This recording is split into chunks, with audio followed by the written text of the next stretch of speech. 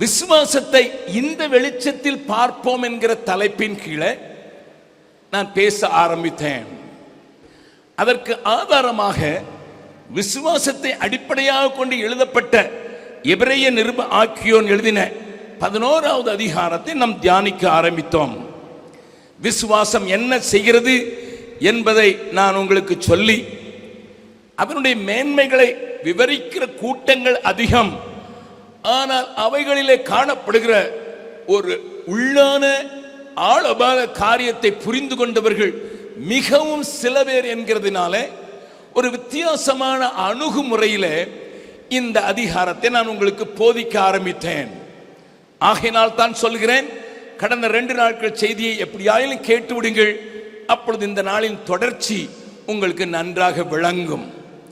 அந்த தொடர்ச்சிக்கு ஆதாரமாக நான் பேசின செய்தியினுடைய பாகத்தை உங்களுக்கு காண்பித்துக் கொடுக்கிறேன். எபிரேயர் 11வது அதிகாரம் 23வது வசனத்திலிருந்து 29வது வசனம் வரை அடங்கியிருக்கிற பகுதியை நான் உங்களுக்கு விளக்க ஆரம்பித்தேன்.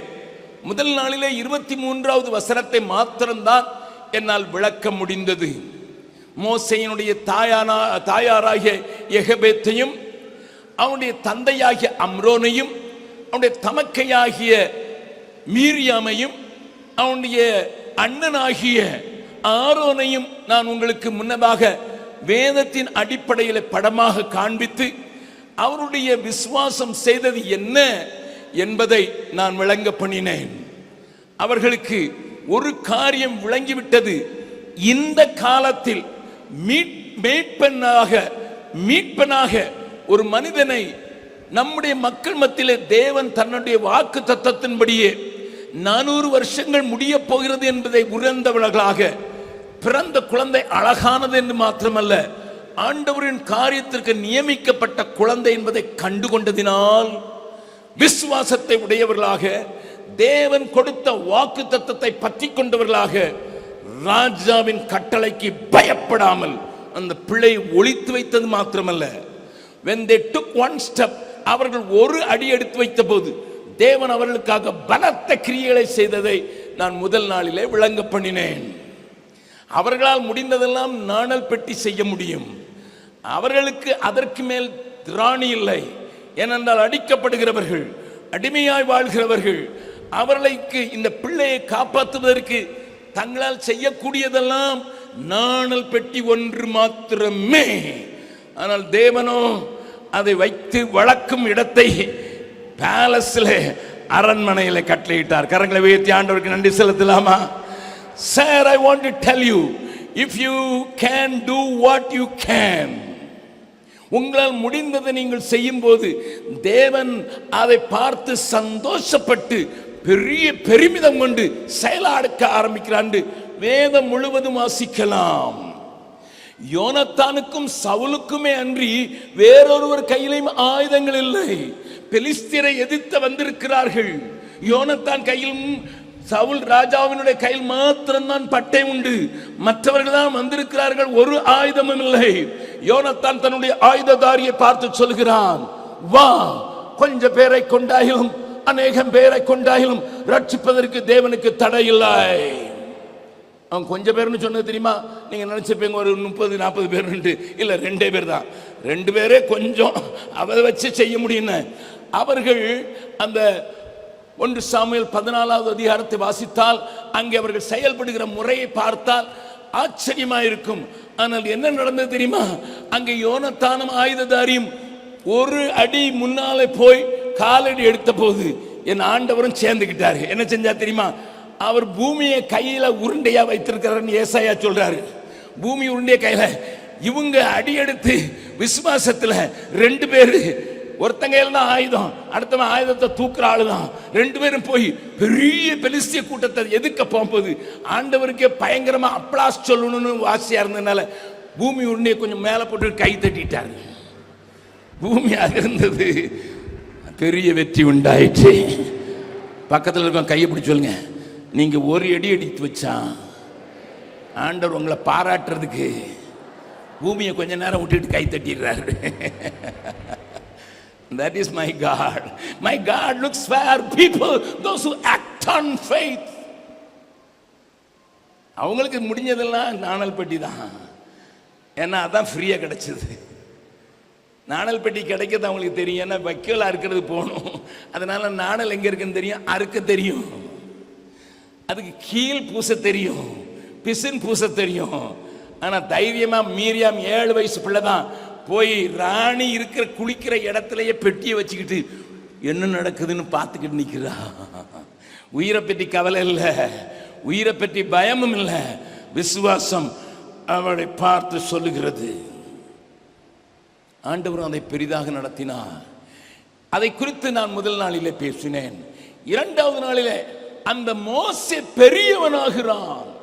அதை குறித்து அதிக பிரசங்கங்கள் நீங்க கேட்டிருந்தாலும் பெரியவனானதற்கான அடையாளத்தை நேற்றைய தினத்தில் பேசினேன்.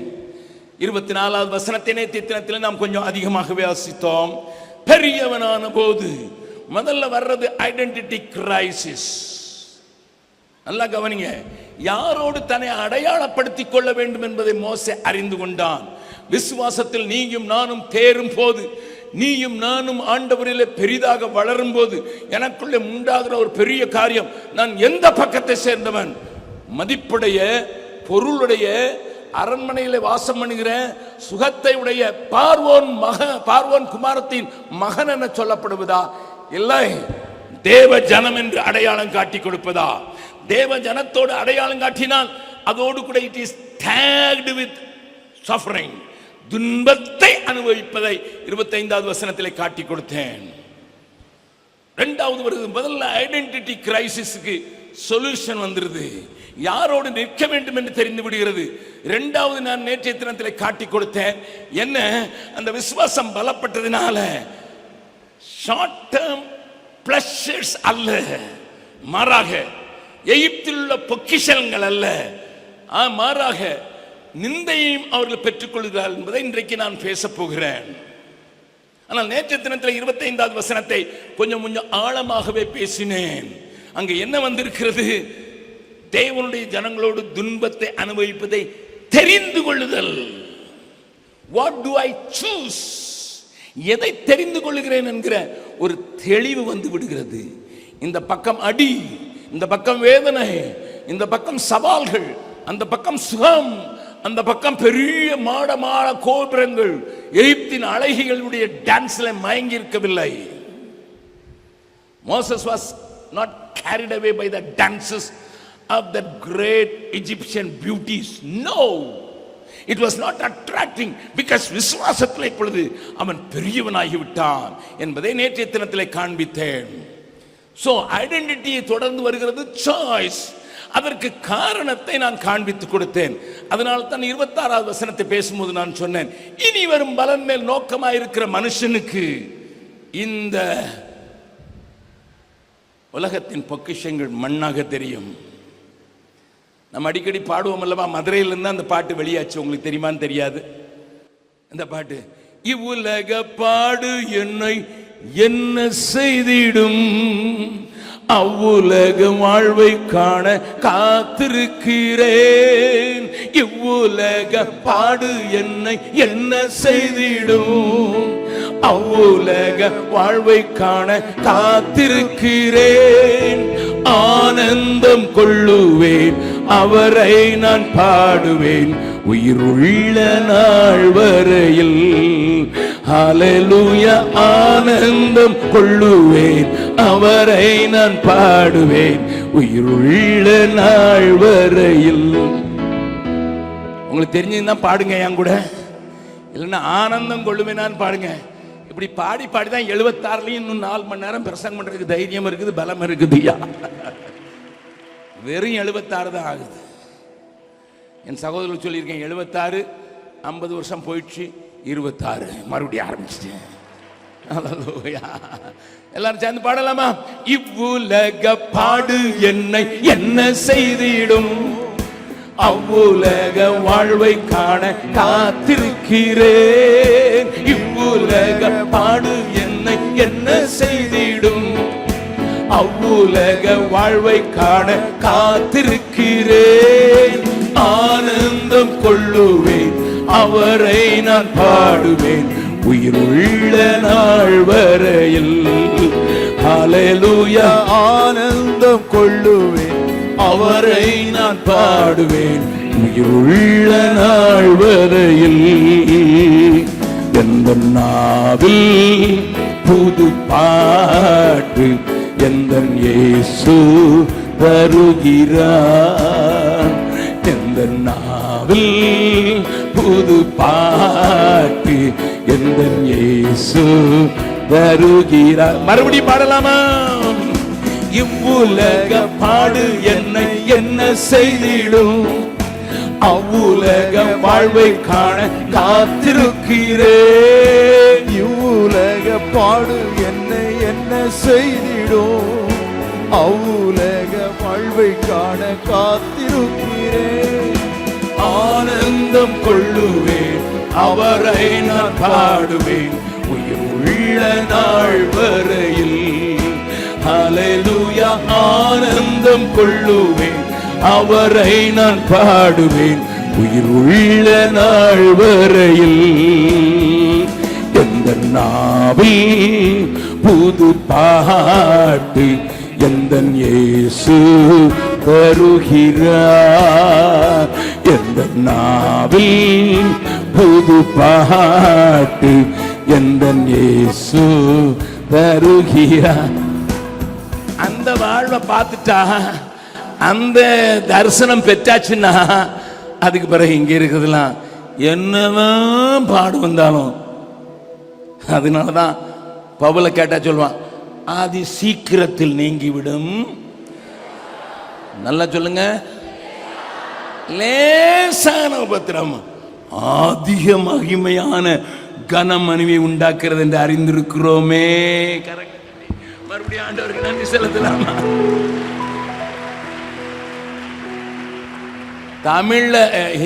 தமிழ்ல லேசான உபத்திரம் போட்டிருக்கு, இங்க ஹிந்தியில ஹல்காசா, அதாவது மேல இருக்கிறதே தெரியாது, அந்த தூசி மேல இருக்கிற தூசியே தெரியாத அளவுக்கு வெயிட்டே கிடையாது இல்ல. அதை பார்த்த பிறகு இதெல்லாம் ஒண்ணும் கிடையாது. நமக்கு பிரச்சனை இதை பார்த்தே பயந்துட்டோம். இவன் இத்தனை பெரிய வீடு கட்டியிருக்கான், இவ்வளவு நல்லா வாங்கியிருக்கான், இந்த கார்ல வாய மூடு. அதை பார்த்தீங்கன்னா இதெல்லாம் ஒண்ணுமே இல்லையா இல்லையா இல்லையா. பிரசங்கியார்களும் இதையே காட்டுறாங்க. இயேசு விசுவாசி உனக்கு கோடி கிடைக்கும். நான் அந்த ஆளுங்களுக்கெல்லாம் சொல்லுவேன், உனக்கு கோடி போடுவேன். இயேசு விசுவாசிச்சா அவ்வளவு வாழ்க்கை கேரண்டீடா. குமாரன் எனக்கு நித்திய ஜீவனை கொடுப்பார் என்பதை அவரை பற்றி வைத்திருக்கிற தைரியம். If that is highlighted, our life will be radical. நல்ல கவனிங்க. அதனால தான் இனி வரும் பலன் மேல் நோக்கமாயிருந்து என்கிற 26வது வசனத்தை நான் வாசித்தேன். நான் நேற்றைய தினத்தில் கொஞ்சம் சொல்லிக் கொடுத்தேன். எகிப்தில் உள்ள பொக்கிஷம் என்று சொல்லி 50,000 tons of gold was available for Moses for dispatch. நல்ல கவனிங்க, 50,000 டன் கோல்ட் அன்றைக்கு எகிப்தின் பொக்கிஷம். அதுக்கு இவர் தான் அதிகாரியா இருக்கணும்.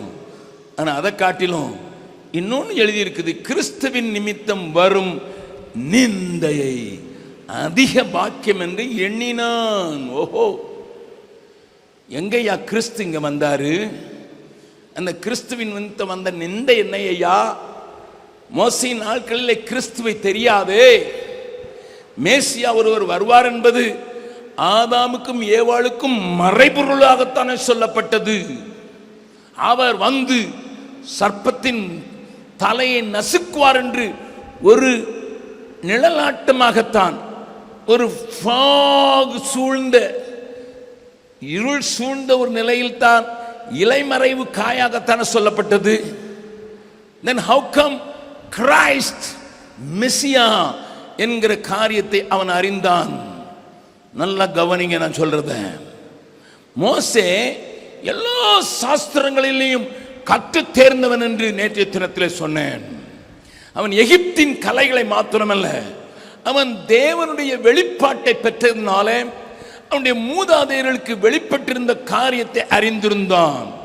ஆகையினால்தான் யாக்கோபு கடைசி நாட்களில் நடக்க போகிற காரியங்களை தன்னுடைய பிள்ளைகளை கூப்பிட்டு சொன்ன காரியம் அவனுக்கு சொல்லப்பட்டு இருந்தது. வாசிக்கலாம். ஆதியாகமம் 49வது அதிகாரம். ஆதியாகமம் 49வது அதிகாரத்தில் யாக்கோபை நாம் எத்தனாகவே பார்த்து பழக்கப்பட்டவர்கள். ஆனால் மாறாக என் சத்திய வேதமான தீர்க்கதரிசியாக அடையாளம் காட்டிக் கொடுக்கிறது. ஆதியாகமங்களின் புஸ்தகம் 49வது அதிகாரத்தில் அவன் முதலாவது சொல்கிற வார்த்தையை படித்துவிட்டு பின்னதாக காண்பித்து கொடுக்க போகிறேன். யாக்கோபு தன் குமாரரை அழைத்து, நீங்கள் கூடி வாருங்கள், கடைசி நாட்களில் உங்களுக்கு நேரிடும் காரியங்களை அறிவிப்பேன். தீர்க்க தரிசனமாக பேசுகிறான். ஒவ்வொரு பிள்ளையாக அழைத்து பேசும்போது 12 பிள்ளைகளுக்கும் அவன் என்ன சொன்னான் என்பது அங்கே பெரிய ஆராய்ச்சிக்குரியது. இஸ்ரவேல் நாட்டிலே இன்றைக்கும் இந்த தீர்க்க தரிசனத்தை அடிப்படையாக கொண்டுதான் அவர்கள் ஆராய்ச்சி செய்கிறார்கள் என்று நான் உங்களுக்கு சொல்லிக் கொடுக்க விரும்புகிறேன்.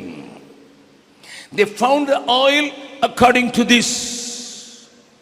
இந்த வசனத்தின் அடிப்படையில் தான் அவர்கள் ஆயிலை இருக்கிற இடத்தை கண்டுபிடித்தார்கள் என்று நீங்கள் ஒருவேளை அறிந்திருக்கலாம். ஏனென்றால் அங்கு சொல்லப்படுகிற காரியங்கள் அப்படியாக இருக்கும். அவைகள் ஒவ்வொன்றாக நான் விவரிக்கிறதற்கு எனக்கு நேரமில்லை. மாறாக ஒரே ஒரு ஆளை மாத்திரம் காண்பித்து கொடுக்கிறேன். யூதா வரும்போது அங்கே 8வது வசனத்திலிருந்து, யூதாவே, யூதாவே, சகோதரரால் புகழப்படுபவன் நீயே, சகோதரரால் புகழப்படுபவன் நீயே, உன் கரம் உன் சத்துருக்களுடைய பிடரின் மேல் இருக்கும், உன் தகப்பனுடைய புத்திரர் உன் முன் பணி செய்வார்கள். யூதா பாலசிங்கம். அடுத்த வசனம் 10வது வசனம். சமாதான கர்த்தர் வருமளவும், சமாதான கர்த்தர் வரும் அளவும் செங்கோல் யூதாவை விட்டு நீங்குவதும் இல்லை. நியாயப்பிரமாணிக்கன் அவன் பாதங்களை விட்டு ஒளிவதும் இல்லை. போதும். This particular revelation to Jacob.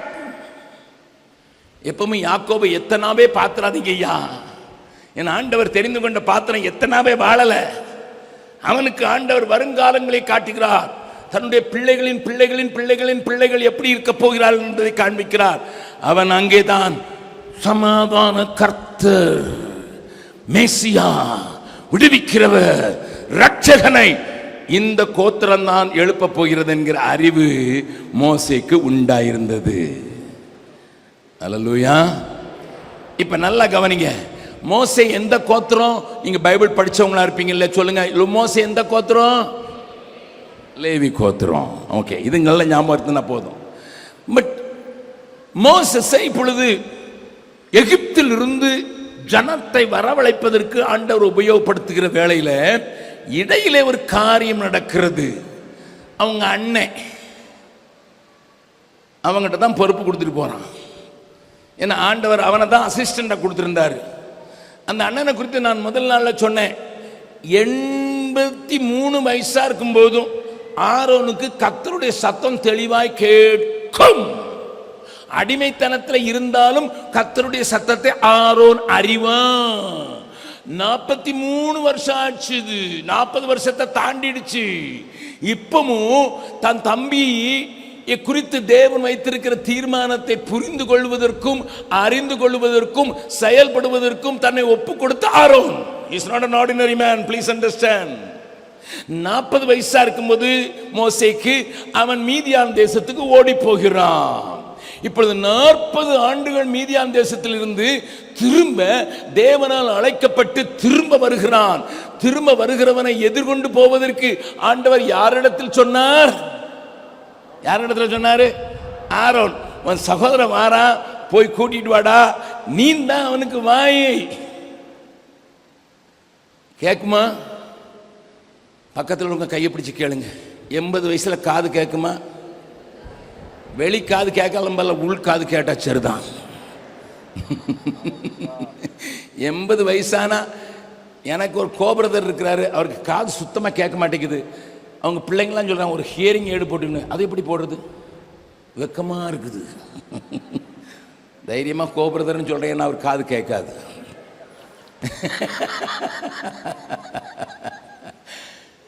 நமக்கு காது கேட்கலன்னு சொல்றதுக்கு, ஹியரிங் எய்ட் போடுறதுக்கு அவ்வளோ வெக்கம். அப்படி அப்பா 80 வயசான அமையாமனுக்கு இந்த நேரத்தில் 83 வயசு. நல்லா கையை குடிக்க சொல்லுங்க. 83 வயசுலையும் வெளியே காது கேட்கலாம் பரவாயில்ல, உள்காது திறந்திருக்கான்னு பார்த்துக்க, அது போதும். Keep that soul sensitive. Keep your spirit sensitive to the voice of God. வயசை குறித்து கவலை இல்லையா? அப்படிப்பட்ட ஆரோன் தான். அதனால தான் அவன் தான் ஸ்போக்ஸ்மேன். பார்வோன்ட்ட போனா இவர் தான் கூட போவார். இவர் பேசுறது அவர் ஆம்பிளிஃபயர். இவர் சொல்றதெல்லாம் பிரிச்சு பிரிச்சு சொல்லுவார். சில பழைய அண்ணனுக்கெல்லாம் நல்லா தெரியும். ஒரு பிரசங்கியார் இருக்கிறாரு பண்டார வலையில இருந்து. அவருக்கு தொண்டை கட்டி போச்சு. ஏன்னா பிரசங்கம் பண்ணார், பயங்கரமா இருப்பார். ஆளை பார்த்தாலே மகாராஜா பிரசங்க பக்கத்தில் இருக்க ஏசுவனை நேசிக்கிறார். இவருக்கு தான் வழங்கும், இவங்க ரெண்டுத்துல இவங்களுக்கு தான் வழங்கும். ஏன்னா அவருக்கு தொண்டை கட்டி போயிடுச்சு. அவர் பேசுறது மைக்கிலையும் விளங்காது, ஒன்றும் விளங்காது. ஆனால் இந்த ஆளுக்கு கரெக்டாக விளங்கும், அடிச்சு விடுவார். நல்லா கவனிங்க. மோசை தான் சொல்லிட்டானே, எனக்கு பேச வராது, தெற்றுவாயன், நான் ராஜாவேன்னு சொல்லி ராஜா. அதுக்குள்ள அவன் தூங்கிடுவான். அதனால தான் இவன் அசிஸ்டன்ட். அவ்வளோ நம்பிக்கையான ஆளு. நான் சொல்றதான் சொல்லுவான்ட்டு. ஆண்டோடைய சத்தத்தை கேட்கறது மாத்திரம் இல்லை, மோசே சொல்றதுதான் சொல்லுவான்னு தெரியும். நீங்க இந்த வீடியோவில் பார்க்கும்போது ஒரே நாளில் 250 பணித்தளங்களில் ஊழியத்தை ஆரம்பித்தோம். 250 பிளேசஸ் ஒரே நாளில் பீகாரில். முதல்ல ஒரு சர்வே எடுத்தோம். எந்த போஸ்டல் பின்கோடிலெல்லாம் ஊழியமே இல்லையோ அதை தெரிஞ்சு கொண்டோம், அதை ஆராய்ஞ்சோம். அப்போ சென்னையிலையும் பீகார்லையும் நான் சவால் விட்டு, ஐயா 2 வருஷம் ஆண்டவருக்கு ஊழியம் செய்யறதுக்கு யாரெல்லாம் வர்றோன்னு கேட்டு, கொஞ்சம் பேர் சென்னையிலேருந்து வந்தாங்க, கொஞ்சம் பேர் பீகார்லேருந்து வந்தாங்க. 500 பேருக்கு 21 days இன்டென்சிவ் ட்ரைனிங் நடத்தினேன். நாங்கள் நடத்தினோம் எல்லாருமா சேர்ந்து. 21 நாள் பயங்கரமாக போர்க்கள ட்ரைனிங் கொடுத்தோம். தரிசனத்தை கொடுத்து புது இடத்துல ஒரு ஆளும் போஸ்டல் பின்கோடு ஏரியாவில் இல்லாத இடத்துல 250. அப்படி வரும்போது தமிழ்நாட்டில் இருந்து ஒருத்தர் சொன்னார், அண்ணே நானும் வர்றேன்னு சொல்லிட்டார். ஆமாம், எனக்கு அவரை தெரியாது. சென்னை கூட்டத்தில் உப்பு கொடுத்தாரு, ட்ரெயின் ஏறி வந்துட்டார். நாங்கள் பதில் சொல்றதுக்குள்ள வந்து சேர்ந்துட்டார். அவரை வச்சு ட்ரெயின் பண்ணி 2 பேரா ஏசு அனுப்புனாரு. அதனால 2 பேரா புது இடத்துக்கு அனுப்பினோம். இப்போ இருந்தது ஒரு சின்ன தம்பி, வாலிப தம்பி, 21 வயசு, பீகார்காரன். அவனுக்கு தமிழ் ஒரு வார்த்தையும் தெரியாது. வந்தவருக்கு ஹிந்தி ஒரு வார்த்தையும் தெரியாது. நாங்கள் 2 பேரையும் தான் ட்ரெயின் பண்ணோம். இதில் இவருக்கு வேற கம்பெனியில் வேலை செஞ்சு கை போயிடுச்சு, வெட்டி. அதனால கையும் இல்லை. இவருக்கு வேஷ்டி கட்டி, வேஷ்டி வேற கட்டுவார். வேஷ்டி கட்டி விடுறதுக்கு ஒரு ஆள் வேணும், சமைச்சா ஊட்டி விடுறதுக்கு ஆள் வேணும். ஏன்னா அடுத்த கை பலவீனப்பட்டிருந்ததுனால இதுவும் சரியாக வேலை செய்யாது. ஒரு கை வெட்டியாச்சு, இன்னொரு கை, இந்த கை சரியாக வேலை செய்யாது. இருந்தது இந்த 21 வயசு பீகார் வாலிபனும் இந்த கை ஒரு கையுடைய அவர் தான் இருந்தார்.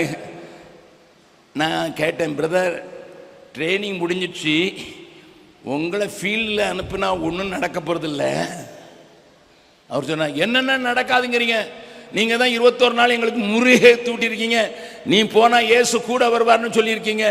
அவர்களை கொண்டு ஆண்டவர் பெரிய காரியங்களை சொன்னாலும் இவ்வளோ நாள் 21 நாள் எங்களை நல்லா எப்படி வெறியேற்றி வச்சிருக்கீங்க, என்னை அனுப்ப மாட்டேங்கிறீங்கன்னு அழ ஆரம்பிச்சிட்டார். சரி, நான் அந்த தம்பியை கூப்பிட்டேன். தம்பி, இவருக்கு நீ தான் சாப்பாடு பண்ணி கொடுக்கணும், இவருக்கு நீ தான் வேஷ்டி கட்டி விடணும், இவருக்கு நீ தான் சோறு ஊட்டி விடணும். இவருக்கு எல்லாருக்கும் ஒரு சைக்கிள் வேற கொடுத்தோம். இவருக்கு சைக்கிள் கொடுக்க மாட்டோம், நீ தான் சைக்கிளை பின்னால் வச்சு கொண்டு போகணும். புது இடத்துக்கு போறீங்களா? சம்பாரன் ஜில்லான்னு ஒரு இடத்துல அவங்கள அனுப்பிச்சிட்டோம். சந்தோஷமாக போயிட்டார். அங்கே அவங்களுக்கு கொஞ்சம் சாப்பிட்றதுக்கு மட்டும் நாங்கள் உதவி செய்தோம். அதுக்கு ஆயத்தமாக தான் வந்திருந்தாங்க. 3 மாசம் கழிச்சோன்னா எப்படி நடக்குதுன்னு பார்த்து அவ்வளோ பேரையும் கூப்பிட்டு எல்லாரும் வந்து ஆண்டவர் பற்றி இப்படி சொல்லியிருக்கோம், இப்படி சொல்லியிருக்கோம், இப்படி சொல்லியிருக்காங்க. எனக்கு ரொம்ப ஆசை இந்த பையன் என்ன செஞ்சான்ட்டு. நான் அவனை கூப்பிட்டேன், டே ஊழியம் ஜே நடக்குதுங்க. எனக்கு விளங்கலை. உனக்கு தமிழ் தெரியாது, அவருக்கு ஹிந்தி தெரியாது, எப்படிடா ஊழியம் செஞ்சீங்க? கதை அடிக்காதுன்னு சொன்னேன். நான் கொஞ்சம் கடமுடான்னு பேசுகிற ஆள் தானே. அவன் சொன்னான், ஏன் அங்கிள் நடக்காது? அங்கிளுக்கு வேஷ்டிலாம் கட்டி விட்டு சாப்பாடெல்லாம் கொடுத்து சைக்கிளில் பின்னால் வச்சு நாங்கள் ஒரு வில்லேஜ் போவோம். போன உடனே அவர் இந்த சென்னை ட்ரெஸ்ஸு வேஷ்டி கட்டுற ட்ரெஸ்ஸில் இருக்கிறனால அவங்கெல்லாம் கேட்பாங்க, யார் வந்திருக்கான்னு.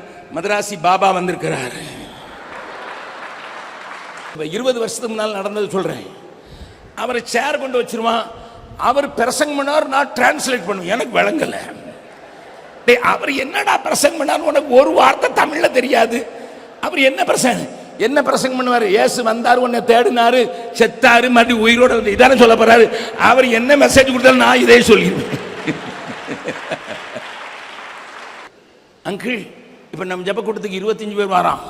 சரி, பரவாயில்ல. மறுபடியும் 3 மாசம் கழிச்சு எல்லாரையும் மறுபடியும் கூப்பிட்டோம். என்னடா ஊழியம் நடக்குதா? பயங்கரமா நடக்குது. அதே ப்ராசஸ் தான். இப்ப 5 இடத்துல ஊழியம் நடக்குது. அல்லேலூயா. 2 வருஷம் தான் அவரால் இருக்க முடிஞ்சேன்னா மனைவி ரொம்ப சிக்காயிட்டாங்க. அதனால் அவர் திரும்ப போக வேண்டியதாச்சு. இன்னைக்கு சென்னையில் இருக்கிறார், பலவீனமாக இருக்கிறாரு, சென்னையில் இருக்கிறாரு. அவரை நீங்கள் பார்க்கலாம். 2 வருஷத்தில் 3 இடத்துல இன்றைக்கு சபை நடக்கிறதுக்கு காரணம் இந்த மொழி தெரியாத, வேஷ்டி கட்ட முடியாத இந்த மனுஷனை கொண்டுதான். அதுக்கு காரணம் இந்த டிரான்ஸ்லேட்டர். அவரும் நம்பினார், நாங்களும் நம்பினோம். Sir, my dear people of God, யாரை கொண்டும் கர்த்தர் கிரியை செய்ய முடிகிறதுக்கு நாங்கள் ஒரு நல்ல அடையாளம். ஐயா, யாரை கொண்டாயிலும் பிடி படிச்சிருக்கியா, டிடி படிச்சிருக்கியா? எங்களுக்கு டிடி இல்லை. எனக்கு ஒரு நண்பர் இருக்கிறார் சுவிட்சர்லாண்டில். அவருடைய 3வது மகன் எனக்கு ரொம்ப பிடித்தமானவன். 5 ஆம்பளை பையங்க, பொம்பளை பிள்ளைங்க கிடையாது. 3வது அவன் பேர் எலியாஸ். அவன் கம்ப்யூட்டர் படித்தான். அவனுக்கு பிடித்தம் இல்லை, ஊழியம் செய்யணும்னு 5 தான். பைபிள் காலேஜ் போனால் 5 வருஷம் பைபிள் காலேஜில் அங்கே 6 months இஸ்ரேலில் போய் எபிரேய மொழி படிக்கணும். அதுக்கு பிறகு கிரேக்க மொழி படிக்கணும், லாட்டின் படிக்கணும். எல்லாத்தையும் படிச்சுட்டு வந்து டிகிரி வாங்கிட்டு வந்த உடனே நான் அவனை பார்த்து கேட்டேன், எலியாஸ் ஹவ் ஆர் யூ? ஏன்னா எனக்கும் என் மனைவிக்கு அவன் தான் கைடாக இருந்தான் சுவிட்சர்லாண்டில் நிறைய இடம் பார்க்குறதுக்கு. அவன்கிட்ட கேட்டேன், எலியாஸ் எப்படி இருக்க? அவன் கேட்டான், ஜெபக்குமார், அங்கெல்லாம் பேர் தான் சொல்லி கூப்பிடுவாங்க. Jebakumar, I have a question. என்ன question? What is your theology? ஏன்னா 5 வருஷம் மண்ணளி போட்டதில் 10 தியாலஜி படிச்சு வந்துட்டான். கேல்வின்ஸ் தியரி, அவன் தியரி, இவன் தியரி, எல்லாத்தையும் படிச்சுட்டு வந்ததுனால அவன் என்னை சோதிச்சு பார்க்குறான், தட்டி பார்க்குறான். What is your theology? நான் சொன்னேன், 2 லைன் தான் என் தியாலஜின்னு. என்ன உன் தியாலஜி? நான் குருடனாக இருந்தேன், இப்போ பார்க்குறேன், இதுதான் எனக்கு தியாலஜிப்பா. I was blind once, now I see. ஏன்னா என்னையும் பார்த்துக்கிட்டேன் கண்ணு திறந்ததுனால, அவரையும் பார்த்துக்கிட்டேன், உன்னையும் பார்த்துக்கிட்டேன், உலகத்தையும் பார்த்துக்கிட்டேன், எல்லாமே விளங்கிட்டு அதை மட்டும் புரிஞ்சதுனால ஆண்டவருக்கு ஊழியம் செய்கிறேன். அவன் சொன்னான், 5 வருஷம் வீணால மண்ணள்ளி போட்டிருக்கேன். He is a pastor in the Reformed Church today. நல்லா கவனிங்க. சிலருக்கு நாங்கள் தியாலஜி படித்த பிறகு தான் ஊழியம் செய்யணும். நீ படிக்கவே மாட்டேன். அதுக்கு பேர் தியாலஜி, அதாவது தேவனை அறிகிறது. உன் பட்டாணி மூளையை வச்சுட்டு தேவனை அறிய முடியுமா? ஹலோ, உனக்கு அறிந்திருக்கிறது, நீ அறிந்திருக்கிறது, குட்டி பிள்ளைங்க கூட சிரிக்குதுங்க.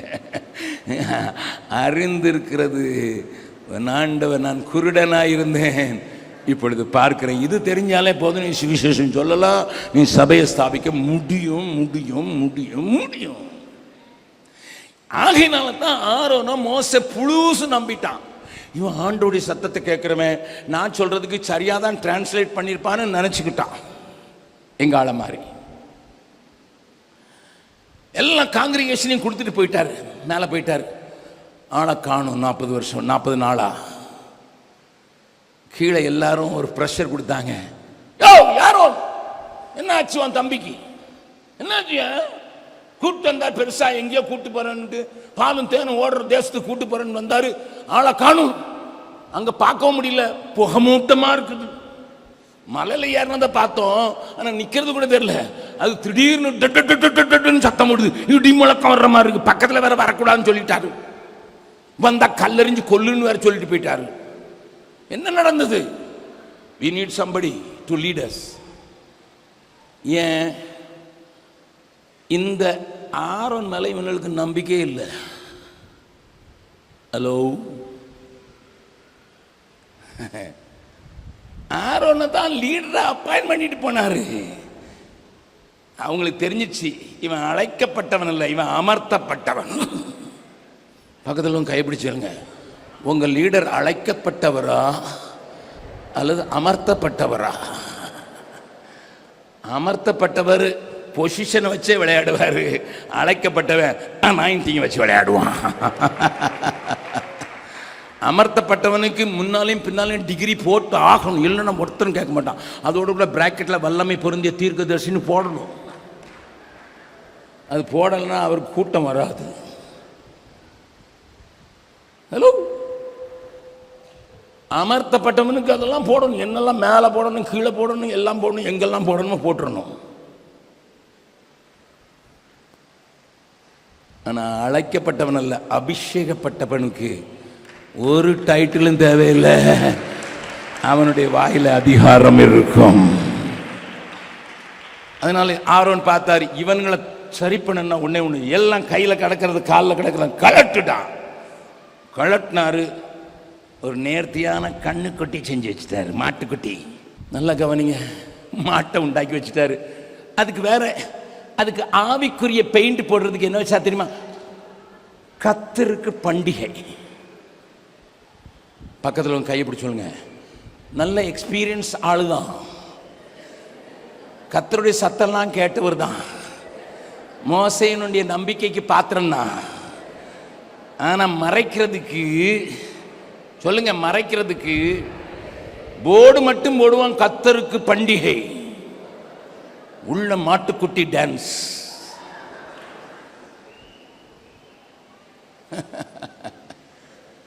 தேவன் என்ன செய்தார்னா உங்களுக்கு தெரியும். அப்போ ஆண்டவருக்கு பயங்கர கோபம் வந்துட்டு என்ன சொன்னான்னு வாசிக்கலாமா? யாத்திராகமம், யாத்திராகமம் நமக்கு தெரிந்த வசனம், ஆனாலும் அதை வாசிக்கலாம். 32வது அதிகாரத்தின் 7வது வசனத்திலிருந்து வாசிக்கலாம். அப்பொழுது கர்த்தர் மோசேயை நோக்கி, நீ இறங்கி போய் எகிப்து தேசத்திலிருந்து நீ நடத்தி கொண்டு வந்த உன் ஜனங்கள் தங்களை கெடுத்துக் கொண்டார்கள். அவர்களுக்கு நான் விதித்த வழியை அவர்கள் சீக்கிரமாய் விட்டு விலகினார்கள். அவர்கள் தங்களுக்கு ஒரு கன்றுக்குட்டியை வார்ப்பித்து அதை பணிந்து கொண்டு அதற்கு பலியிட்டு, இஸ்ரவேலரே, உங்களை எகிப்து தேசத்திலிருந்து அழைத்து கொண்டு வந்த உங்கள் தெய்வங்கள் இவைகளே என்று சொன்னார்கள் என்றார். பின்னும் கர்த்தர் மோசேயை நோக்கி, இந்த ஜனங்களை பார்த்தேன், இவர்கள் வணங்கா கழுத்துள்ள ஜனங்கள், ஆகையால் என் கோபம் இவர்கள் மேல் மூளவும் நான் இவர்களை அழித்து போடவும் நீ என்னை விட்டுவிடு, உன்னை ஒரு பெரிய ஜாதியாக்குவேன் என்றார். What an offer! It's not from Satan.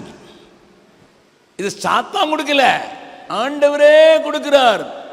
அழைத்த தேவன் தருகிறார். என்ன தருகிறார்?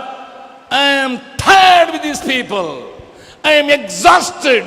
களைச்சு போயிட்டேன், இவனை திருத்தவே முடியல. இத்தனை அற்புதத்தை பார்த்தான், இத்தனை வாயில மண்ணா இருக்குது, ஆனா என்ன மறந்துட்டான். கண்மலையிலிருந்து தண்ணீரை வரவழைச்சேன், புரியல. மாறாவின் தண்ணீரை மதுரமாக்கினேன், விளங்கல. சாப்பாடு கொடுக்கிறேன், கொடை பிடிச்சிட்டு போறேன், இவனுக்கு கொடை பிடிச்சிட்டு போறேன். ராத்திரிக்கு குளிருக்கு நான் ஹீட்டர் வச்சிருக்கேன் அவனுக்கு. புரியல. I have provided everything in the desert. தண்ணி கொடுத்தேன், பேரிச்சம்பழங்களை கொடுத்தேன், மன்னாவை கொடுத்தேன், பாதுகாப்பை கொடுத்தேன். புரியல. அதுக்குள்ள 40 நாளுக்குள்ள கண்ணுக்குட்டி உண்டாயிட்டான் பாருங்க. அதனால ஒண்ணு செய்ய போறேன். I will destroy them totally. நான் ஒண்ணு மட்டும், என் கூட இருந்தல்ல, என் சத்தத்தை கேட்டல, நான் எழுதி கொடுத்ததெல்லாம் கையில் வச்சிருக்கிய போசே போ. நான் எழுதியே கொடுத்தேன்ல என் கட்டளையிலெல்லாம், உனக்கு தெரிஞ்சிச்சு. அதனால நீ ஒன்று செய், நான் ஒன்றை பெரிய ஜாதியாக்குவேன். நல்லா கவனிங்க, இந்த ஆஃபர் ஆண்டவர் தருகிறார், சாத்தான் தரல. அன்றைக்கு இயேசுவை பார்த்து சாத்தான் சொன்னா, இந்த மகிமை எல்லாம் எனக்கு கொடுக்கப்பட்டிருக்கிறது, உலகத்தின் அனைத்து காரியங்களும் எனக்கு கொடுக்கப்பட்டிருக்கிறது, இதனுடைய ஆடம்பரம் கொடுக்கப்பட்டிருக்கிறது, இதனுடைய ஐஸ்வர்யம் கொடுக்கப்பட்டிருக்கிறது, இதனுடைய டாம்பியங்கள் கொடுக்கப்பட்டிருக்கு, எனக்கு ஒரு சல்யூட் மட்டும் பண்ணிட்டு அன்னைக்கு இயேசுவை பார்த்து சாத்தான் கொடுத்தா அவர் படா அப்படின்ட்டாரு. நாங்க மோசேக்கு சாத்தான் தரவில்லை, தேவனே தருகிறார். ஒருவேளை நீங்களும் நானும் இருந்தா, you are a good judge, நீங்கள் நல்ல நியாயாதிபதி, உங்களுக்கு தெரிஞ்சிருக்கு. நான் தான் ஒருத்தன் உண்மையாக இருக்கிறேன், நம்ம வீடெங்கும் உண்மையுள்ளவன் நான் ஒருத்தன் தான். எல்லாம் எங்கள் அண்ணன் வரைக்கும் அப்படி தான், உருப்படாத கேஸ் எல்லாரையும் போட்டு வாங்கிரும். மதுரையில் இருக்கிற Tamil Nadu mercantile bank, state bank of India, bank of India, Baroda bank எல்லாம் வாங்க கையில் தாண்டான்னு சொன்னா நீங்கள் எல்லாரும் சொல்லுவீங்க, தேவன் உண்மை உள்ளவன் மனிதன் என்று எண்ணி எல்லா பேங்க் சாவியும் என்கிட்ட கொடுத்துட்டாரு பார்த்தீங்களா, எத்தனையா ஆசீர்வதித்திருக்கிறாருன்ட்டு அடுத்த நாள் போஸ்டர் போட்டால் கூட ஆச்சரியப்பட மாட்டேன். கட் அவுட் வைத்திருவீங்க. ஏன்னா செல்ஃப் ப்ரமோஷன் தான். இங்கே எல்லாரும் மோசஸ் குடும்பம் தான் இருக்காங்க. உடனே பிள்ளை சொல்லியிருப்பான், daddy you have done such a great thing, God was angry with the others, you proved that you are a faithful man. உனக்கு ஒரு பெரிய கட் அவுட் வைத்து அதுக்கு பால் ஊத்தி, ஹலோ. ஆனால் இந்த ஒரு மனுஷனை பாருங்கய்யா, இந்த உலகம் ரட்சிக்கப்படுவதற்கு ஒருவேளை இந்த கூட்டம் அழிஞ்சிரும், இந்த மக்கள் அழிஞ்சிருவாங்க. ஆனால் உலகம் ரட்சிக்கப்படுவதற்கு கிறிஸ்து வரணும்னா, யூதா கோத்திரம் பாதுகாக்கப்படணும்னா லேவி கோத்திரம் ஒரு பிரயோஜனம் இல்லை. யூதா கோத்திரம் வரணும். கிறிஸ்து வர வேண்டும் என்றால் எனக்கு தேவன் தருகிற ஆசீர்வாதத்தையும் நான் விட்டு கொடுக்க வேண்டும். இந்த இந்தியாவில் இயேசு ரட்சகராக வெளிப்பட வேண்டும் என்றால் தேவனே தந்த ஆசீர்வாதத்தையும் விட்டு கொடுப்பதற்கு தேவன் ஒரு கூட்டத்தை தேடி வந்திருக்கிறார். It was not given by Satan, it's not given by your மாமனார், it was given directly by God. ஆனால் மோசே என்ன சொன்னான்னு உங்களுக்கு தெரியும். என்ன சொன்னான் தெரியுமா? என்ன சொன்னா, ஆண்டவரே இவங்களை அழிக்கிறதா இருந்தா என் பேரையும் கிறுக்கி போட்டுரும். ஜனமே கொஞ்சம் யோசித்து பார். ஆண்டவரிடத்தில் ஆசீர்வாதம் ஓடி வந்து பழகிட்ட உங்களுக்கு நான் சொல்லுவது கொஞ்சம் புதுமையாக இருக்கலாம். என் ஆண்டவர் ஆசீர்வதிக்கிறார் என்பதில் ஒரு சந்தேகமும் இல்லை எனக்கு.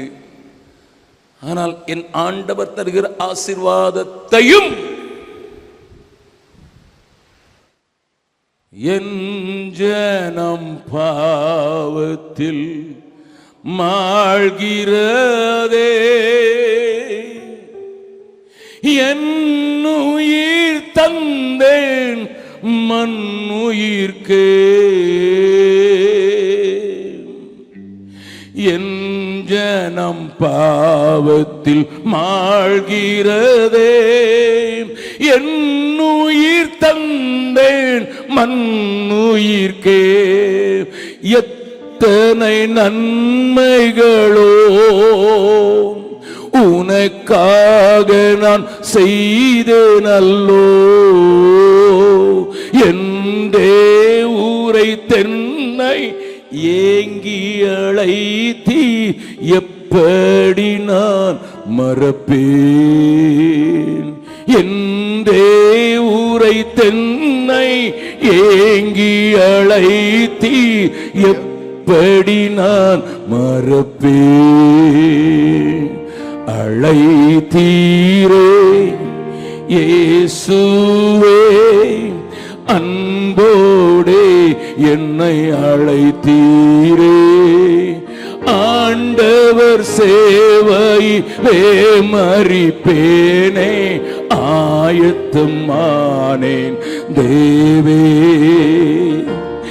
ஆண்டவர் சேவையிலே மரிப்பேனே, ஆயத்தமானேன் தேவே. அழைத்தீரே இயேசுவே, அன்போடே என்னை அழைத்தீரே.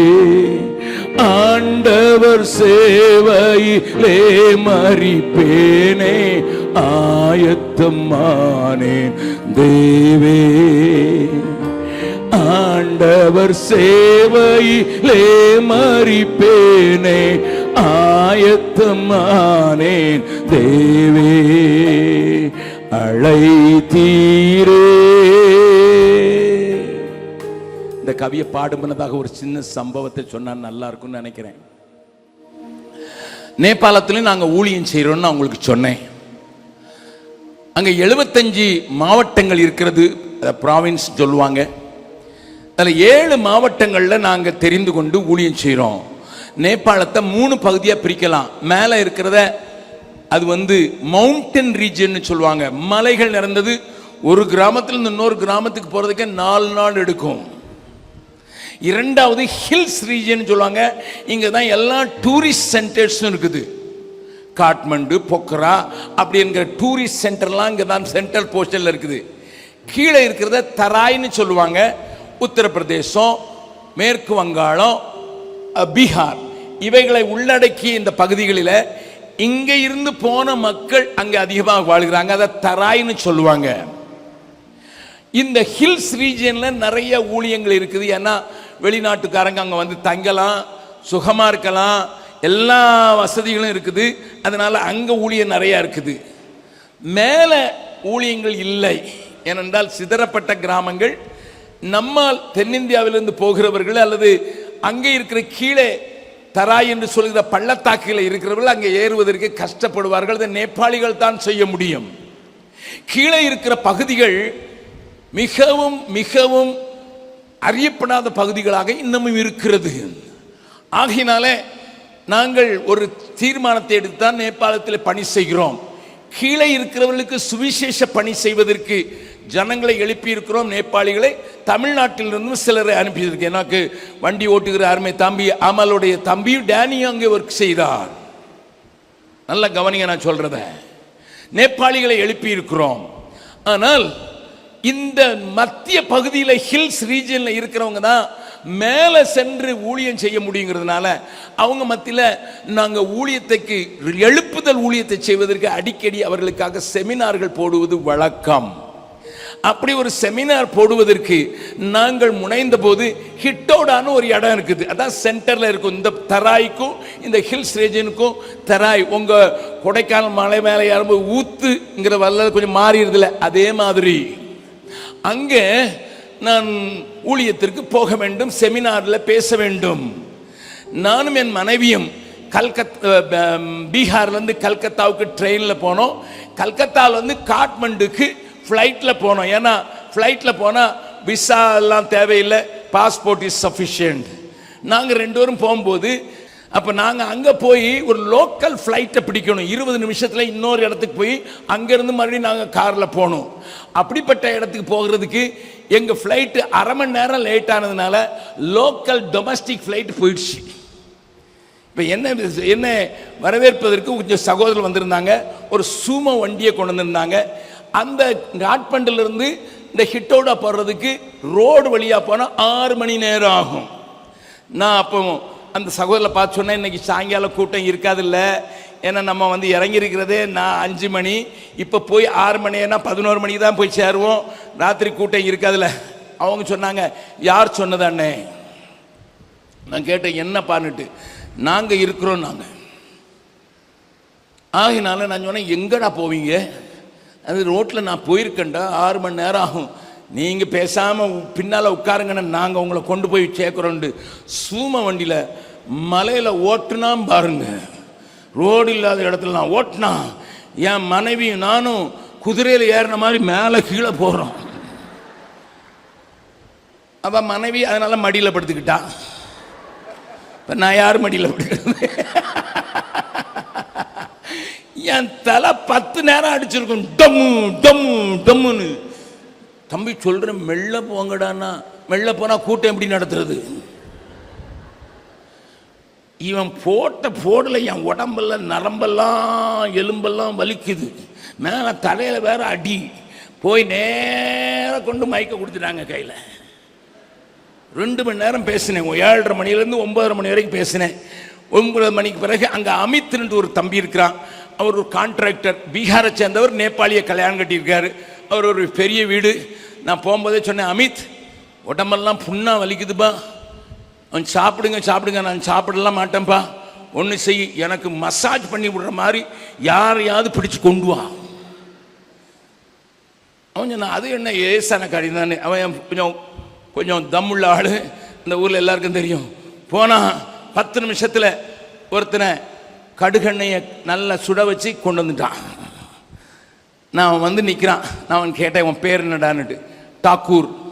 நான் சொன்னேன், டாக்கூர் நீ எனக்கு மசாஜ் பண்ண போகிற, நீ எந்த ஊருடான்னு கேட்டேன். பீகாரில் மோத்திஹாரியிலேருந்து வந்திருக்கேன் அப்படின்னு சொன்னான். ஓகே, மோத்திஹாரிலேருந்து நீ வந்திருக்கல்ல, நீ எத்தனை வருஷமாக அங்கே இருக்கேன்னு கேட்டேன். 13 வருஷமாக இருக்கிறேன்னு கேட்டான். சரி, 13 வருஷமாக அங்கே இருக்காயா? ஆமாம், அங்கே பார்பர் ஷாப் வச்சுருக்கேன், மசாஜ் பண்ணி விட்றேன். அப்போ நான் கேட்டேன், நீ தொடம்புனால ஒன்று எனக்கு ஆன்சர் பண்ணணும்னு கேட்டேன். உனக்கு இயேசுவை யாருன்னு தெரியுமா? அந்த ஊரில் ஹிட்டோடால 17 சர்ச் இருக்குது. Love 17 churches in that small town. Population 50,000 தான். 50,000 எல்லாரும் சேர்த்து 17 சர்ச் இருக்குது, கிறிஸ்டியன் ஸ்கூல் இருக்குது. அதுக்கு பக்கத்தில் தான் நான் தங்கியிருக்கிறேன். தாக்கூரை கேட்குறேன், டேய் ஏசு கிறிஸ்துவ தெரியுமா? அவன் சொல்கிறான், இந்த ஊரில் எல்லாருக்கும் நான் முடி வெட்டியிருக்கேனே, அந்த ஆளுங்க வரவே இல்லையே. சிரிக்கிறீங்க சிரிக்கிறீங்க. 17 சர்ச் இருக்குது, எல்லாரும் இவங்கிட்ட தான் முடி வெட்டியிருக்காங்க, எல்லாரையும் தெரியுது. ஏசு கிறிஸ்து யாருன்னு கேட்டால் முடி வெட்டுறதுக்கு வரலங்கிறான். நான் அழுதேங்க, நான் அழுதேன். ஆண்டவரே, இந்த சபைகள் என்ன செய்தையா? இங்க ஒரு மனுஷன் இருக்கிற, அவனுக்கு தெரியல, யாருமே சொல்லலையா? அவனை கூட வச்சு அவனுக்கு இயேசு பற்றி சொல்லி அவனை பாவ மன்னிப்பு பெறதுக்கு வச்சு அவன் தலையில் கையை வச்சு ஜெபம் பண்ணி இயேசு ஏற்றுக்கொண்ட போது அவர்கிட்ட இருந்த ஒரு ஹிந்தி நியூ டெஸ்ட்மென்ட் வாங்கி, இதை படிடா, இது பாதைக்கு தீபம் என்று சொல்லி கொடுத்த போது, என்னை ஆண்டவருக்கு அடையாளம் கட்டி கொடுத்தவங்களுக்கு நன்றின்னு சொன்ன போது என் கண்களில் தார தாரையா ஒடிச்சுது. அதுக்கு பிறகு தான் என்னை மசாஜ் பண்ண விட்டேன். என்னை கேட்கிற அருமையான தேவ பிள்ளையே, என் ஜனம் பாவத்தில் மாழ்கிறதே, என் உயிர் தந்தேன் மண்ணுயிர்க்கே, எத்தனை நன்மைகளோ உனக்காக நான் செய்தேன் அல்லவோ என்று அழைக்கிற சத்தம் உன் காதுகளில் கேட்கவில்லையோ? I am not making you emotional, but this is a real picture of many of the North Indian towns and cities and most places in Nepal too. 17 சர்ச்சில் என்னையா செஞ்சாங்க தெரியாது. எத்தனை வருஷமா இருக்கான்? 13 வருஷமா இருக்கான். 13 years a fellow is living, cutting everybody's hair. nobody addresses, nobody introduces Jesus. ஆண்டவர் அந்த ஏக்க துணியோடு தான், அந்த ஏக்க துணியை புரிந்து கொண்ட சாராள ஒருஜியுடைய பாட்டை தான் மறுபடியும் பாட போகிறேன். தெரிந்தவர்கள் அந்த வார்த்தைகளை புரிந்து கொண்டு என்னோடு கூட பாடுவீர்களா? என் ஜனம் பாவத்தில் மாழ்கிறதே, என் உயிர் தந்தேன் மண்ணுயிர்க்கே. என் ஜனம் பாவத்தில் மாழ்கிறதே, என் உயிர் தந்தேன் மண்ணுயிர்க்கே. எத்தனை நன்மைகளோ உனக்காக நான் செய்தேனல்லோ, என்றே ஊரை தென்னை ஏங்கி அழைத்தீர், எப்படி நான் மறப்பேன்? அழைத்தீரே இயேசுவே, அன்போடே என்னை அழைத்தீரே. ஆண்டவர் சேவையிலே மரிப்பேனே, ஆயத்தமானேன் தேவே. ஆண்டவர் சேவையிலே மரிப்பேனே, ஆயத்தமானேன் தேவே. அழைத்தீரே. மோசே எண்ணி பார்க்கிறான், நான் ஆண்டவருடைய இந்த ஆஃபரை வாங்கினா கிறிஸ்து வெளிப்பட முடியாது, உலகத்துக்கு ரட்சிப்பு வராது. I reject the offer from God because it cannot bring Christ in this world. இந்த உலகத்தில் இயேசு வரணும்னா, இயேசுவிடத்திலிருந்து ஆசீர்வாதம் பெற்ற ஜனங்களும் அதை தள்ளிட்டு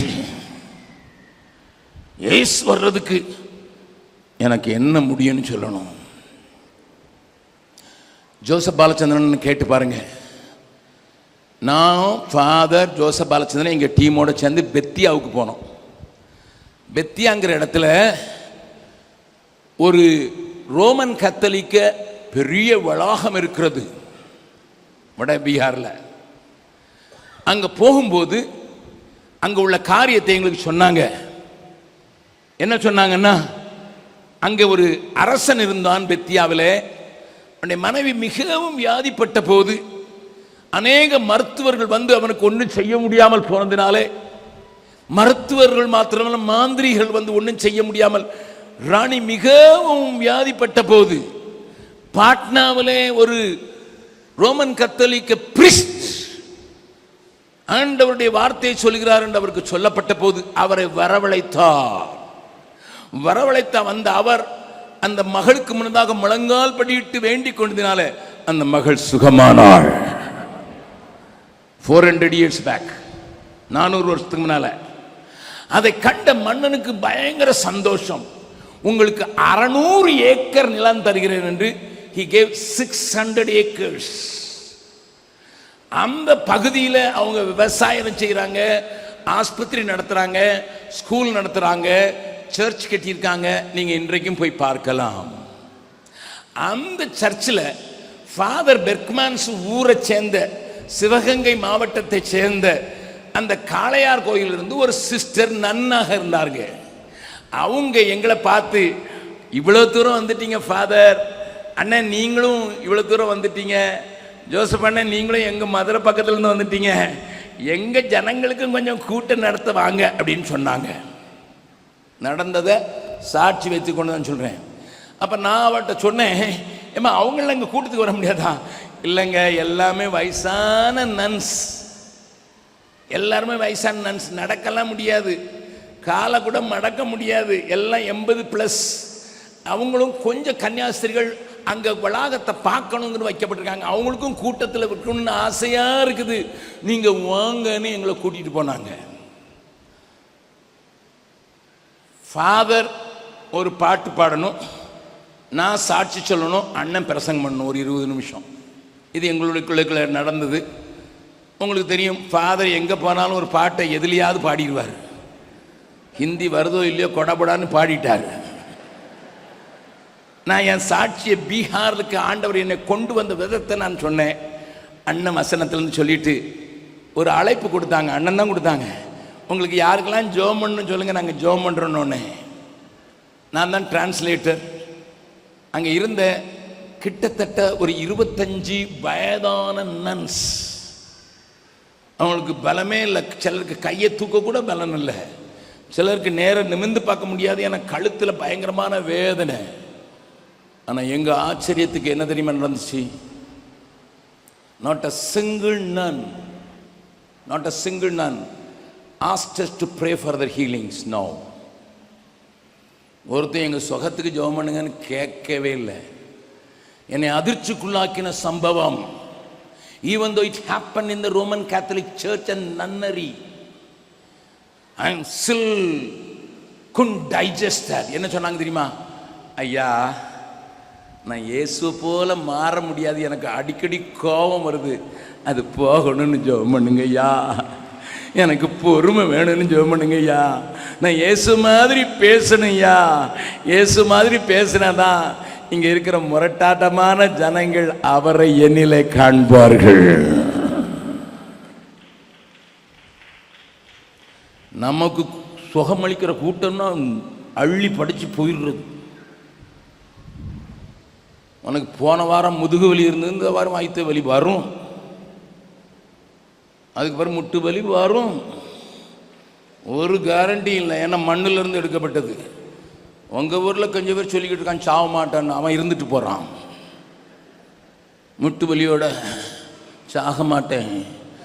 நம்ம ஊரில் சாக மாட்டேன்னு ஏதாவது கிளம் சொல்லிச்சுன்னா இடத்தை காலி பண்ணு, 6 அடி நிலத்தை ஏம நீ பூமியில் வச்சிருக்க கட்டில காலி பண்ணு நம்ம சொல்கிற ஆள் கட்டி. இப்போ சிலர் பிரசங்கம் மறிக்க மாட்டேன், அவன் சொன்னவன் காணும், ஆளை காணும், மறிச்சாச்சு. கேட்டால் புது ரெவலேஷனா, இவனுக்கு மட்டும் புதுசாக வந்துட்டான், வேதத்தில் இல்லாது. மறித்தாலும் பிழைப்பான்னு சொல்லியிருக்க வார்த்தையை வச்சுக்கிட்டு மறிக்க மாட்டேன்னு சொல்லிக்கிட்டு இருக்கான். ஆனால் தேவனுக்காக பணி செய்து தங்களுடைய உடம்பை வறுத்த அந்த தேவனுக்கு ஒப்பு கொடுத்த அந்த மக்களுக்கு சத்தியம் முழுவதும் தெரியாது, விளக்கமில்லை. நான் உள்ள ஒரு வாஞ்சை, நாங்கள் இயேசுவை போல பேச வேண்டும். ஒரு அம்மா சொல்லிச்சு, நான் பார்வையிலே இயேசு மாதிரி பார்த்தா பேதுருவே அழுதுட்டார, நான் பார்த்து என் கண்ணில் இயேசுவின் ஒளி வந்துட்டுனா பாவிகள் அவரிடத்தில் மனம் திரும்புவாங்க. அதுக்காக ஜெபம் பண்ணுங்க. My dear people, கிறிஸ்துவின் நிமித்தம் வரும் துன்பத்தை அனுபவிப்பதை தெரிந்து கொண்டு where we are today, what does your faith do in your life? உங்க வாழ்க்கையில் நீங்க இருக்கிற விசுவாசம் உங்களை என்ன செஞ்சிருக்குது? விசுவாசத்தினாலே அப்படி நடந்தது இது நடந்ததுன்னு சொல்ற சாட்சிகள் நமக்கு ரொம்ப சந்தோஷத்தையும் மகிழ்ச்சியும் கொடுக்கலாம். இந்த ராத்திரி வேளையில தேவன் உங்களை பார்த்து கேட்கிறார், விசுவாசத்தை இந்த வெளிச்சத்தில் பா. ஒரு பெரிய தேவை நிறைந்த தேசம் உனக்கு முன்னதாக விரித்து வைக்கப்பட்டிருக்கிறது. என் ஆசையும் என் ஏக்கமும் என்னுடைய காரியமும் இன்னும் ஆசீர்வாதம் அதில் இருக்கிறதா? இல்லை. என் கிறிஸ்துவுக்காக பாட அனுபவிப்பதற்கும் எந்த பாடுகளுக்கு சென்று இந்த கிறிஸ்துவை இந்த உலகத்துக்கு கொண்டு வருவதற்கும் நான் ஆயத்தம் என்று சொல்லுகிறதற்கு உன் இருதயம் இடம் கொடுக்கிறதா? யோசித்துப்பா. என்னை கேட்கிற அருமையானவர்களே, இந்த பிரசங்கத்தை நான் ஆரம்பித்தேன். இது 7 நாள் நடந்திருந்தால் முடித்திருப்பேன். ஆனால் 3 நாள் தான் என்பதினாலே நான் இவ்வளவு தூரம் தான் உங்களை கொண்டு வர முடிந்தது. இன்றைக்கு ஆண்டவர் இந்த 3 நாள் கூட்டத்தில் கிறிஸ்துவின் நிமித்தம் அந்த வசனத்தை மறுபடியும் வாசிக்கலாம். எபிரேயர் 11வது அதிகாரத்தில் 26வது வசனத்தை மறுபடியும் வாசிக்கலாம். இனி வரும் பலன் மேல் நோக்கமாயிருந்து எகிப்தில் உள்ள பொக்கிஷங்களிலும் கிறிஸ்துவின் நிமித்தம் வரும் நிந்தையை அதிக பாக்கியம் என்று எண்ணினான். அதனால என்ன செஞ்சானா? வாசிங்க தொடர்ந்து 27வது வசனம். விசுவாசத்தினாலே அவன் அதரிசனமானவரை தரிசிக்கிறது போல தரிசித்து உறுதியாயிருந்து ராஜாவின் கோபத்திற்கு பயப்படாமல். அப்பா அம்மா பயப்படல ராஜாவின் கட்டளைக்கு. இப்ப அப்பாவுக்கு பிள்ளை தப்பாம பிறந்திருக்குது. ஆனா எலிமெண்ட் என்ன தெரியுமா? அப்பா அம்மா ராஜாவின் கட்டளைக்கு பயப்படல. மோசையும் பொறுத்திருக்கு ராஜாவின் கோபத்திற்கு பயப்படாம. கைப்பிடிச்சுங்க. நீ கட்டளைக்கு பகைந்தா நீ ராஜாவின் கோபத்துக்கு பயப்படுவ. இப்ப நான் ஒண்ணு கேட்கிறேன். உங்க பிள்ளைக்கு என்னத்தை கடத்தி இருக்கீங்க? கேளுங்க. உங்க பிள்ளைக்கு என்னத்தை கடத்தி இருக்கீங்க?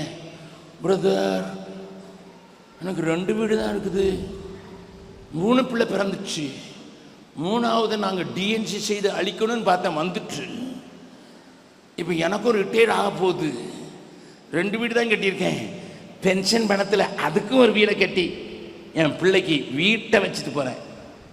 சோத்துரும்.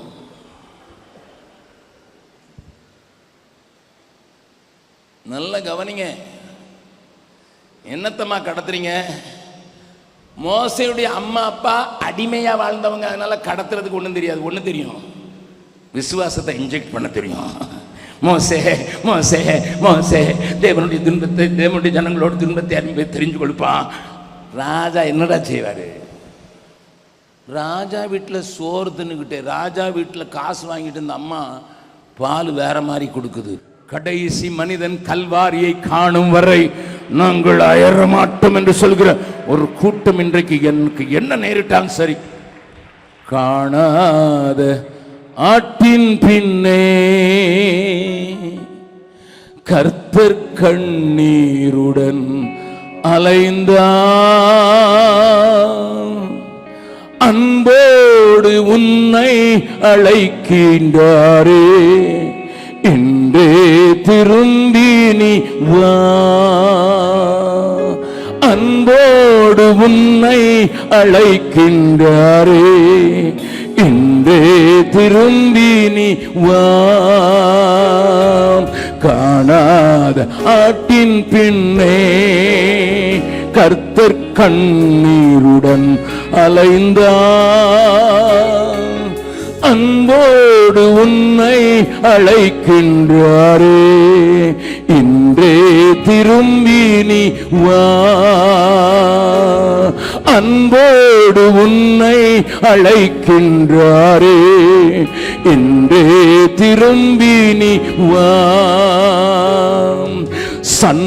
சன்மார்க்கரெல்லாம் துன்மார்க்கரோடே தேவ கோபாக்கின யாழ்மாழ்வாரே, சன்மார்க்கர் எல்லாம் சன்மார்க்கரோடே தேவ கோபாக்கின யாழ்மாழ்வாரே, கர்த்தரின் பந்தியில் பங்கடைய கண்ணீருடன் நீயோ அருள் வேண்டுவாய், கர்த்தரின் பந்தியில் பங்கடைய கண்ணீருடன் நீயோ அருள் வேண்டுவாய், காணாத ஆட்டின் பின்னே கர்த்தர் கண்ணீருடன் அலைந்தார்,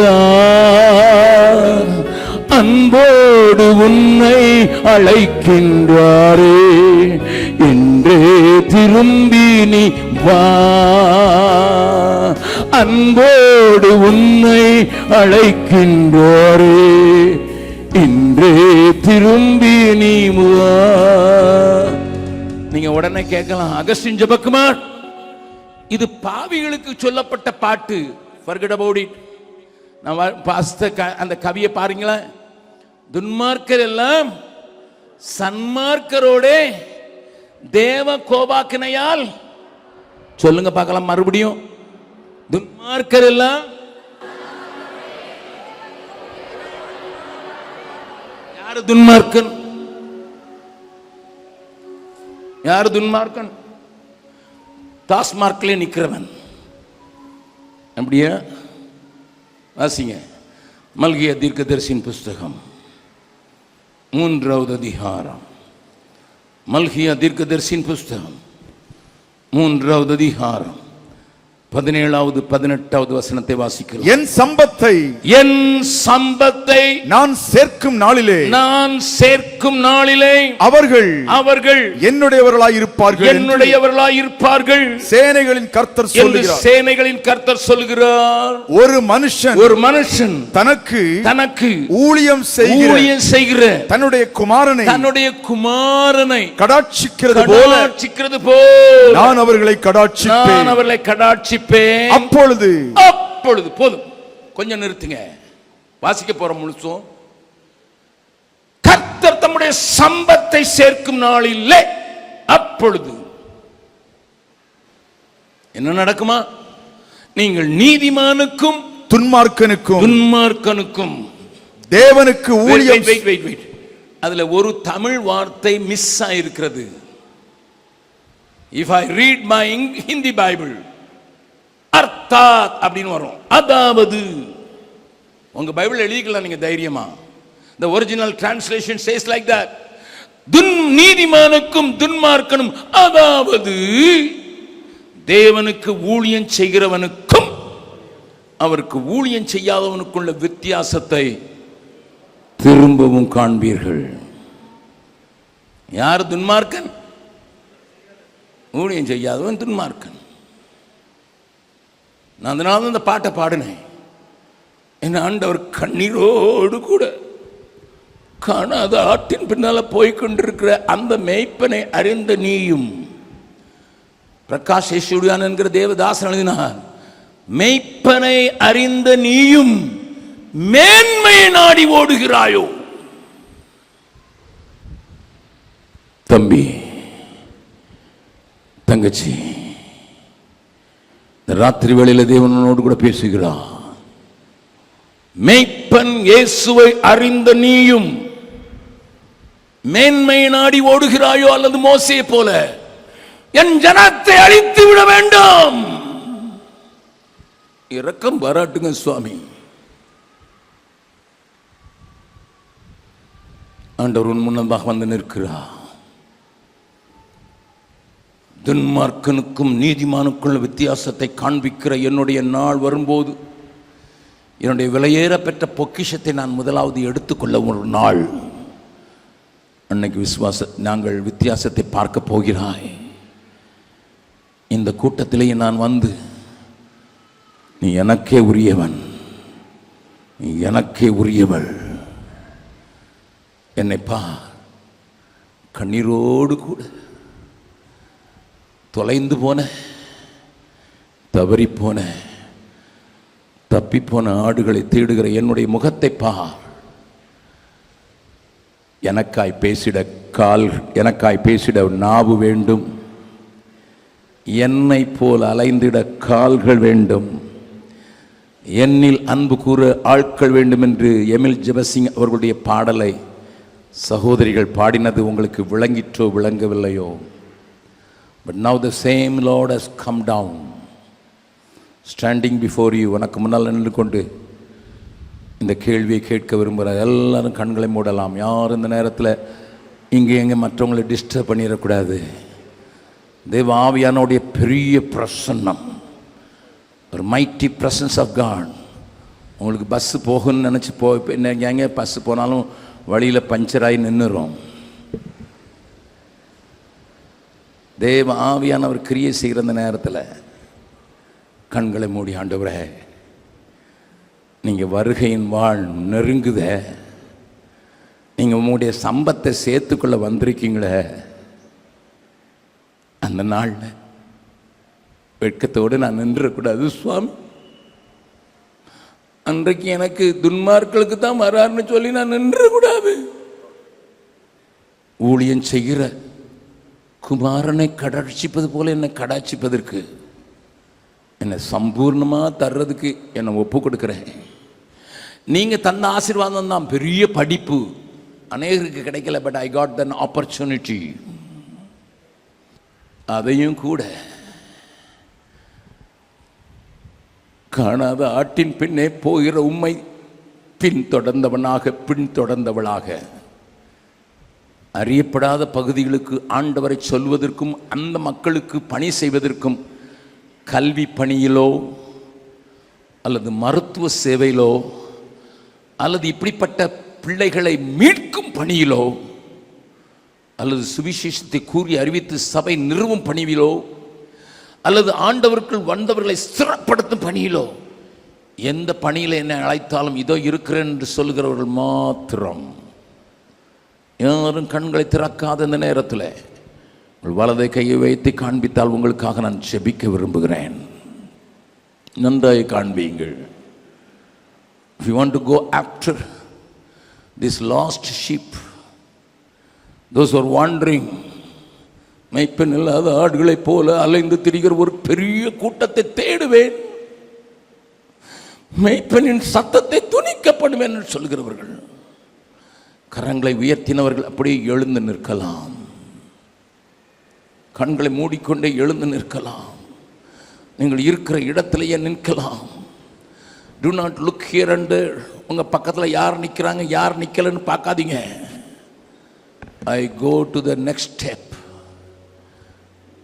தமிழ்நாட்டில் மதுரையில் மாத்திரமல்ல, மொழி தெரியாத புதிதான கலாச்சாரம் கொண்ட அருவருப்பான தொழிலை நடத்தி கொண்டிருக்கிறவர்கள் மத்தியில் ஆகட்டும், அல்ல தேவனை அறியாமல் சங்காரமாய் கொண்டிருக்கிற ஒரு பெரிய கூட்டத்துக்காகட்டும், தேவன் எனக்கு மாத்திரம் ஒரு பொறுப்பை கொடுப்பார் என்றால், என்னை அழைப்பார் என்றால், அறியப்படாத பகுதிகளுக்கு நான் போக ஆயத்தம்.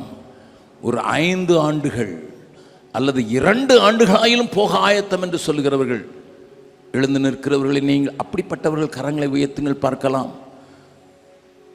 எங்கே ஆகிலும் அவர் அழைக்கிற இடத்திலே போய் நின்று அவருக்கு கனி கொடுக்க போகிறேன் என்று சொல்கிறவர்கள் தைரியமாக. If you are not married, you can postpone your marriage for 2 years. If you just completed your college, you can postpone your employment for 2 years. You can come and search those people. 2 வருஷத்துக்கு ஆயில நான் வந்து விடுகிறேன் அண்ணன், uncle, I will come என்று சொல்லுகிறோம். அப்படியே எழுந்து நான் பாடலை பாடும்போதே முன்னதாக வரும்படியாய் நான் கேட்கிறேன். ஆண்டவர் உன்னைத்தான் எனக்காய் பேசிட நாவு வேண்டும், என்னை போல அலைந்திட கால்கள் வேண்டும். முன்னால வந்து விடுங்கள் நான் பாடும்போதே. எனக்காய் பேசிட நாவு வேண்டும், என்னை போல அலைந்திட கால்கள் வேண்டும், என்னில் அன்பு கூற ஆட்கள் வேண்டும், இதை உன்னிடம் கேட்கிறேன் தர வேண்டும்.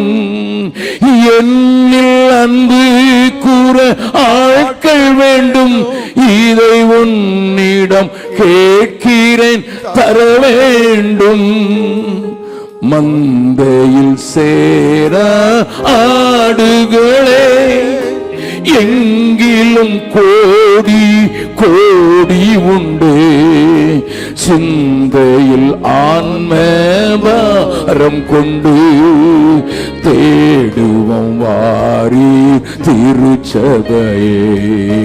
மந்தையில் சேர ஆடுகளே அழைக்கிறார் இயேசு, அவரிடம் பேசு, நடத்திடுவார். அழைக்கிறார் இயேசு, அவரிடம் பேசு, நடத்திடுவார்.